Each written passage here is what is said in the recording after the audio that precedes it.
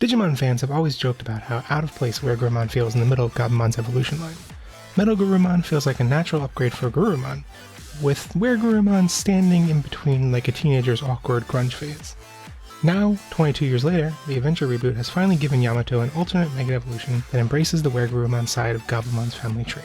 I'm definitely Jeff from Podigious, and stay tuned for my full recap and review of Digimon Adventure episode 56, The Gold Wolf of the Crescent Moon. This week on Digimon Adventure : parentheses 2020, square brackets, The Adventure of Taichi, Yamato follows his Digivice into a forest, and Gabumon has some weird dreams, but they quickly get attacked by a ghost samurai who they narrowly avoid as the sun rises. Following a stray Strabimon back to his village, the two learn about Zombamon and call Goshiro to do a day-long Google search. The following night, Taichi appears by magical mascot mandate, and he and Yamato keep Zombamon busy until morning. Yamato and Gabumon run off to find the ancient sword, totally not a sword, that once defeated Zombamon, and once the sword breaks in half, the display of friendship from them wielding the separate halves in unison causes WereGarurumon to evolve into CresGarurumon and finally defeat Zombamon. First off, the good. This was a really cool concept for an episode in Evolution. I've seen lots of people react excitedly to Zombamon, Grismon, Kotamon, and Koemon, giving them strong Digimon World 3 vibes, but for me personally, this episode's premise of delaying a ghost until sunrise reminded me of the Ghost Invasion quest in Majora's Mask, which terrified me as a kid and still haunts me to this day. CresGarurumon's evolution sequence was fairly simple and restrained, but still felt big and flashy. It's interesting how this episode furthers the trend of Gabumon having lots more internal dialogue and agency than most of the other partner Digimon, but it works well to show off how well he and Yamato work together.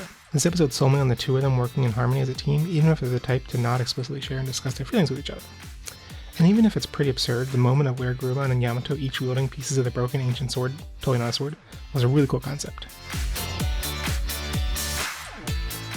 But now, let's get to the bad. As cool as the CresGarurumon evolution sequence was, the rest of the animation this week felt pretty lackluster. Zombamon's defeat was a pretty typical samurai film homage, but it still felt disappointingly anticlimactic to barely see CresGarurumon in motion after they evolved. Also, there were lots of moments where WereGarurumon and his snout looked very strange, and it made me very uncomfortable. Taichi appears out of the blue again this episode, and even though I thought his actual screen time in the episode didn't distract much, it's starting to get pretty frustrating how he keeps separating from people off screen and then giving no explanation for what happened to the people we last saw him with. The most frustrating part of this episode, though, was how the official subtitles translated Ogo no Kenshi as quote-unquote gold sword fighter. First off, this is confusing because in English we'd never describe CresGarurumon's weapon, a naginata or bladed polearm, as a sword. This is a tough situation for a translator since the Japanese terms for words like swordsman, kenshi, and swordplay, kengeki, encompass blades in general and aren't sword specific. This is made all the more confusing since Koshiro describes CresGarurumon's predecessor as the gold sword fighter while also showing off Zombamon's prominent gold sword. In Japanese it's pretty clear the gold he's describing is the warrior and not the sword, but the gold sword fighter translation is a big flying purple people eater disaster of ambiguity, and it led me to be genuinely baffled about who won the ancient battle until I replayed Koshiro's explanation multiple times.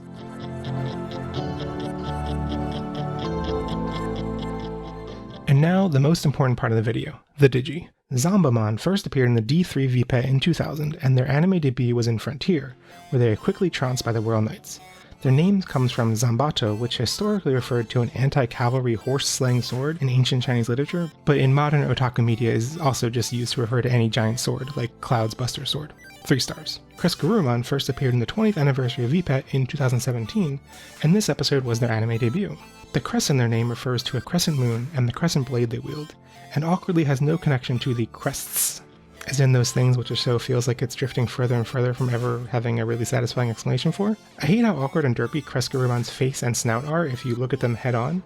In Bandai's artwork and all of the card game artwork, we always see him from the side since he looks way cooler that way, but in this episode they mainly show us his face head on and it just looks weird.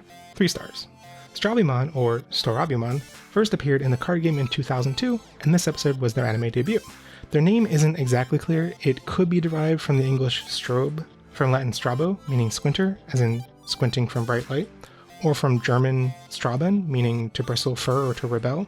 Strabimon didn't appear in Digimon Frontier directly, but they're supposed to be the child form of Lobomon/Wolfmon, like Flamon was for Agunimon, so it's pretty cool they got back Koji's voice actor Hiroshi Kamiya to play Strabimon, especially since he's blown up in popularity since Frontier. Nowadays he's known for roles like Levi in Attack on Titan, Law in One Piece, and Araragi in the Monogatari series. 4 stars. Mojimon first appeared in the V-Pets in 1998, and their anime debut was back in the Fire Island arc of Adventure. Their name comes from Moja Moja, which means disheveled, unkempt, or shaggy. 2 stars. Sakumon first appeared in the 20th anniversary V-Pet in 2017 as the baby form of the anniversary mascot Zubamon, and this is their anime debut. Their name comes from Saku, which means to tear or cut up. They're cute. 3 stars. Hanumon, or Apemon, first appeared in the Pendulum 3.0 V-Pet in 1999, and their anime debut was in Adventure 02. Hanuman comes from Hanuman, which Wikimon describes as a Hindu deity depicted as leading an army of monkeys to fight the Demon King Ravana. 2 stars. The next 3 all debuted in Digimon World 3 in 2002. Grismon, or Grizzlymon's, anime debut was in the Frontier movie. Their name clearly comes from Grizzly Bear, and was spelled in English like someone had only seen the word grizzly once a decade ago. 3 stars. Kotemon also had their anime debut in the Frontier movie, and Kote is the name of gloves used in kendo. 2 stars. This episode was Koemon, or Monmon's, anime debut. Koe comes from Ko for child and Etoko for personified monkey, same root as Etamon. They're very cute, and baffled this is the first time they've ever been in the anime, and it's criminal they didn't get anything to do. 4 stars. And now let's close out with some rapid-fire background cameos. Monimon, one of the best stupid baby Digimon designs, 3 stars. Pikmon, more good crosswords representation, 3-star mon. Budmon, cute but boring, 2 stars. Gazimon, they did make some funny faces, 2 stars. Gizamon, did they put them next to Gazimon just to confuse me? 1 star. And finally, Kunamon. Boring, the fact that I can never remember their name and can only ever look it up by searching Digimon Weedle and finding a Death Battle fanon wiki, I think says a lot about them. 1 star. Thank you so much for watching. If you enjoyed the video, please consider leaving a like and subscribing. What did you think of this episode of Digimon? Were you hyped up by CresGarurumon's debut? Are you excited for or dreading next week's Taichi Focus episode? What did you think of this new, the good, the bad, and the digi format? Let me know in the comments, and stay tuned for a full podcast discussion later in the week. Bye!